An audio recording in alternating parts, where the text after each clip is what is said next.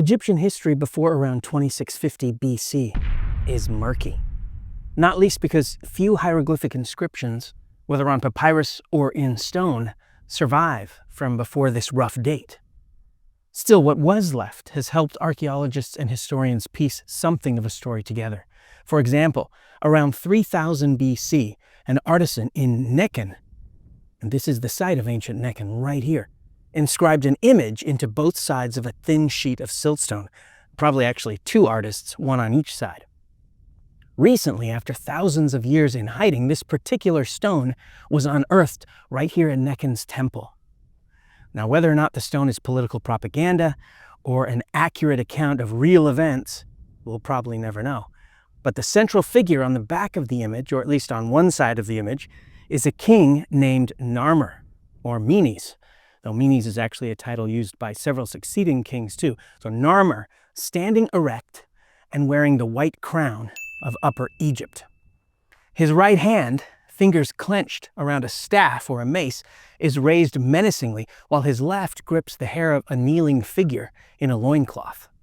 Many scholars today conclude that the Narmer palette represents the unification by conquest of Upper Egypt, signified of course by the mighty Narmer, and Lower Egypt, signified by the submissive kneeling figure. In the air, Horus leads a motif representing the captive delta by the nose. On the front of the palette, or the other side, Narmer wears the red crown of Lower Egypt as he walks in a bannered procession toward rows of his decapitated enemies. And at the bottom, Narmer, now represented as a raging bull, breaks down the walls of an enemy town and tramples one of its inhabitants. The Narmer palette is the oldest artifact known to depict a king wearing both crowns of Egypt. So again, I'm standing in what used to be a sacred shrine. This is a very sacred space in ancient Nekhen.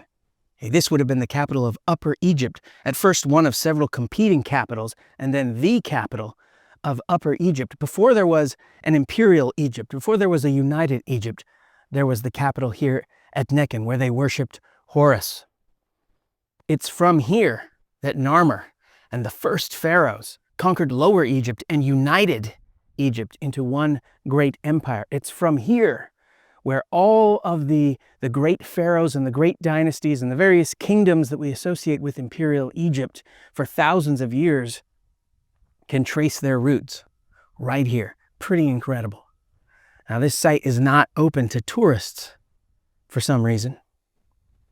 We had to get special permission just to be able to come here, and I don't think I'm allowed here much longer. But pretty amazing site. This is probably the oldest large building that I've ever been in. And I've been in large buildings and historical sites all over the world. Most of them couldn't hold a candle in age to this one. Even the great ancient sites at places like Memphis or Saqqara in Egypt, not as old as this structure.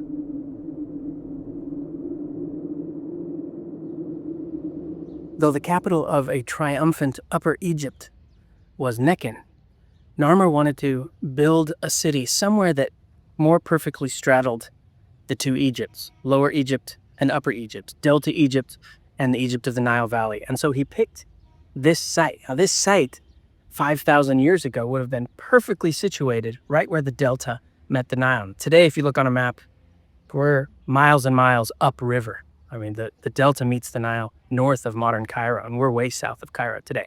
But back then, this is where the delta would have been. And the capital that Narmer established here, according to Herodotus, was on reclaimed land. He used canals and dams and embankments to divert the direction of the Nile so that he could build Memphis right here at the perfect spot on reclaimed land. And in doing so, he established the first dynasty of a united Egypt, the first of many dynasties stretching over 3,500 years.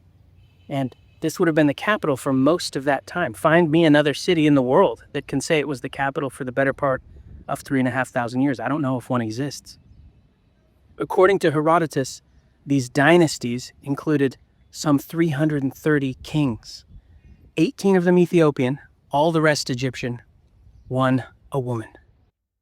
During the early dynastic period, so in other words, we're talking about the period of the first and second dynasties, kings and officials were often buried in mastabas. This comes from an Arabic word meaning bench, mastaba. The mastabas are a combination of above ground and underground structure. Underground, burial chambers or pits for the dead body are cut from the ground or bedrock, then lined with brick or wood. Separated by bricks, the underground area includes surrounding storerooms to house goods the dead person will need in the afterlife. Above ground, a building-sized rectangular mud brick superstructure in the shape of a bench marks the place of burial. The earliest mastabas offered no way to access the burial chambers once it was finished, so the mastabas could only be completed after the burial had taken place. Now, later, passageways or stairs allowed access so that a mastaba could be completed while its owner was still alive, though these passageways or staircases were blocked off after burial. The superstructure typically included some sort of offering chapel, some decorated with scenes from the life of the dead person. Toward the end of the early dynasty period, the superstructure housed the storerooms too, leaving only the burial chamber below ground. Mastabas were labeled by grave markers or steles, identifying their owners by name. Each royal mastaba itself was only part of a larger funerary enclosure made up of multiple buildings and temples, the home of the cult dedicated to the king in question. It's probably noteworthy that the entrance to each enclosure is on the southeastern corner every time. The earliest royal tombs, hundreds of miles up the Nile from modern Cairo at Abydos, home to all of the first dynasty rulers and the first two second dynasty rulers, appear to have included additional graves for retainers. Based on the human remains found in these subsidiary graves, those retainers were young men and women, possibly including several dwarves sacrificed for the purpose of accompanying the king into the afterlife. One of the largest tombs belongs to a woman, Mernate, whom we can only assume was a queen who ruled in her own right. When she died, she was buried with 118 retainers. Now, if Mernate really was a queen of Egypt, it would make her the earliest known female ruler in world history. Another interesting detail comes from the tomb of Mernate's predecessor, King Jair. Archaeologists working in the tomb discovered the remains of a human arm in a hole in the wall. The arm was wearing exquisite jewelry. 4 bracelets, one of them bearing King Jair's name.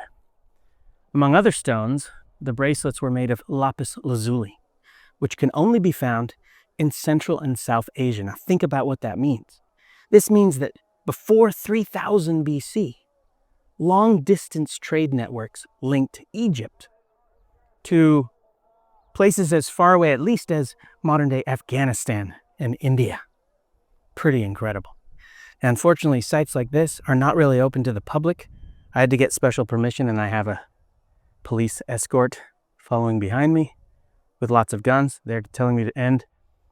But the first dynasty tombs, which are totally off limits, are off in the desert right behind me, right there.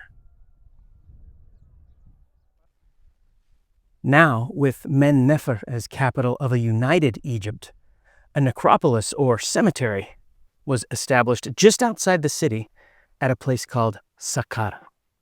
As expected, Saqqara became home to many mastaba tombs, significantly bigger than the ones at Abydos. The above-ground superstructures here have decorative niches on the outside, not unlike the palaces in faraway Mesopotamia.